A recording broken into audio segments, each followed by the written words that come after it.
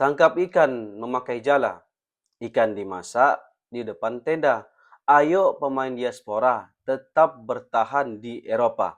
Nah, itu dia.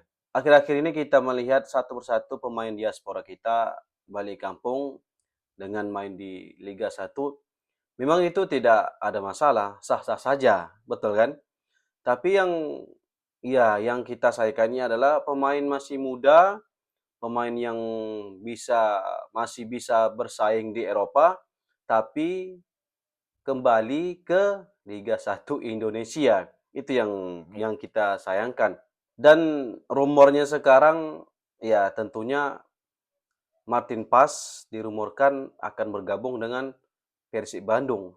Sepertinya rumor ini ada apa ya? Ada betulnya juga. Kenapa? Karena Persib juga akan memperkuat lini pertahanan, lini tengah. Tentunya kita bertanya-tanya nih, apakah betul Martin Paes akan bergabung dengan Persib Bandung? Di sini kita akan berdiskusi tentang pemain diaspora main di BRI Super League. Klub untung, timnas justru buntung. Menarik kita bahas. Bayangkan nih, seorang pemain diaspora yang terbiasa bermain di Eropa, sekarang merumput di liga lokal. Memang tentunya klub senang, fans antusias, tapi pertanyaannya adalah apakah timnas benar-benar diuntungkan? Atau justru euforia ini ada risiko besar yang jarang kita bahas. Nah, di sini aku dan kita semua juga tidak akan menyalahkan siapapun, tapi kita akan membedahnya secara jujur. Siapa yang untung, siapa yang harus waspada. Seperti kita ketahui, dalam beberapa tahun terakhir ini, pemain diaspora menjadi topik panas di sepak bola Indonesia. Mereka punya darah Indonesia, tapi tumbuh dan ditempa di luar negeri. Pengalaman berbeda, mentalitas berbeda, standar latihan pun berbeda. Ketika mereka datang ke Liga 1, responnya ya tentunya luar biasa.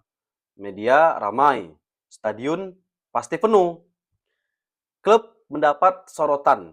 Pertanyaannya sekarang adalah, apakah kehadiran mereka hanya fenomena sesaat atau investasi jangka panjang? Nah, mari kita jujur dulu nih. Di sisi klub, pemain diaspora itu aset sangat berharga loh. Satu, kualitas dan pengalaman. Mereka terbiasa dengan tempo cepat, disiplin taktik, dan profesional yang tinggi. Bahkan pemain diaspora yang jarang bermain di Eropa pun tetap datang dengan standar latihan yang berbeda. Yang kedua, nilai komersial. Nah, ini tentunya pasti semua klub ingin ini. Satu pemain diaspora bisa meningkatkan perhatian media, bahkan penjualan tiket pun semakin bagus dan sponsor pun berdatangan. Yang ketiga, efek domino ke pemain lokal. Tentunya pemain lokal harus dipaksa untuk bersaing, harus dipaksa untuk naik level. Tidak ada lagi zona nyaman bagi mereka. Di sisi klub ini jelas win-win. Nah, itu dia. Tapi sepak bola nasional tidak hanya soal klub. Disinilah diskusi mulai kompleks. Timnas Indonesia hidup dari satu hal utama, kualitas kompetisi dan kesiapan pemain. Pertanyaannya adalah, apakah BRI Super League sudah cukup keras untuk menjaga level permainan diaspora? Masalah potensial jika pemain diaspora yang terbiasa dengan intensitas tinggi di Eropa bermain di liga dengan tempo yang lebih lambat, jadwal padat, dan kualitas lapangan yang belum konsisten. Apa yang terjadi? Adaptasinya turun, bukan naik. Nah, ini resiko yang jarang dibicarakan oleh orang. Satu, jam terbang internasional berkurang. Bermain di luar negeri membuka akses di kompetisi lebih tinggi. Liga lokal gimana? Belum tentu memberi exposure yang sama. Yang kedua, intensitas dan mental bertanding. Timnas, ini kan kalau timnas bermain di level Asia tentunya ya melawan Jepang, melawan Australia, melawan Korea Selatan, dan sebagainya. Apakah ritme liga lokal cukup untuk menjaga kesiapan itu? Yang ketiga, ketergantungan berlebihan. Jika terlalu banyak pemain diaspora diparkir di liga lokal, timnas bisa kehilangan pemain yang terbiasa dengan tekanan sepak bola elit. Jadi, salahkah pemain diaspora main di Liga 1? Jawabannya tidak sesederhana itu. Ini bukan soal melarang atau memaksa, tapi soal penempatan yang tepat. Gini loh idealnya, pemain muda diaspora itu tetap berkembang dan berkarir di luar negeri.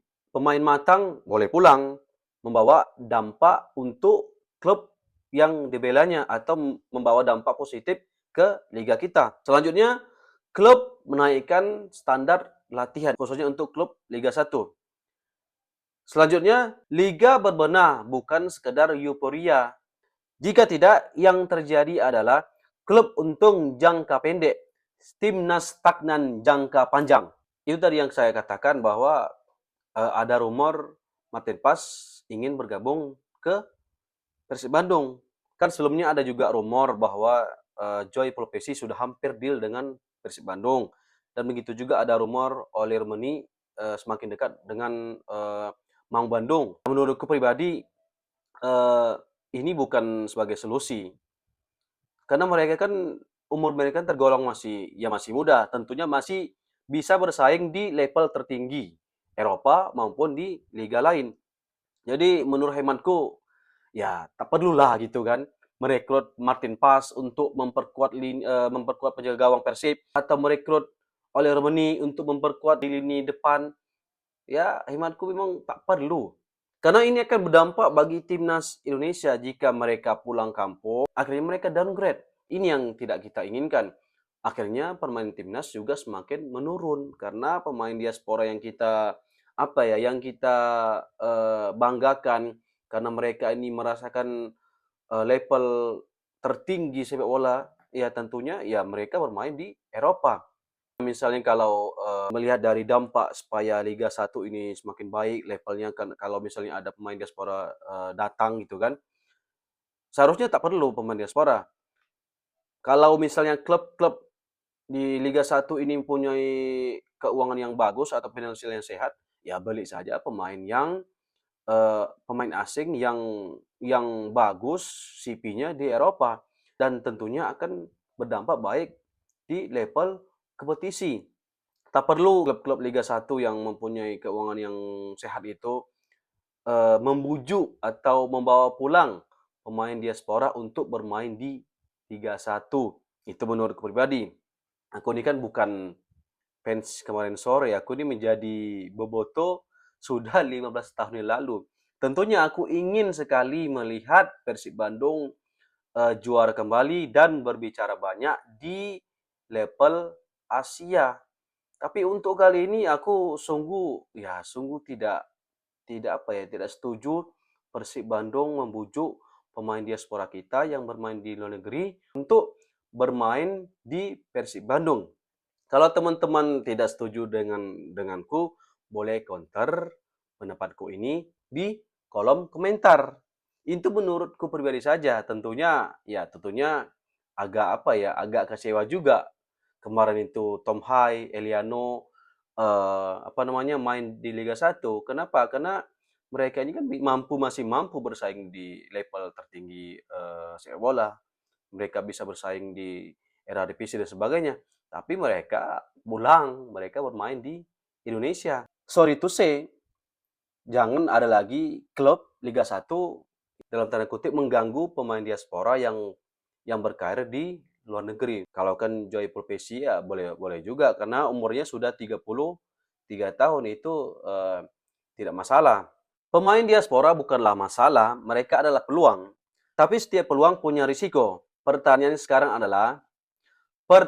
sekarang bukan lagi boleh atau tidak mereka ya bermain di Liga 1. Tapi apakah sistem liga kita sudah siap?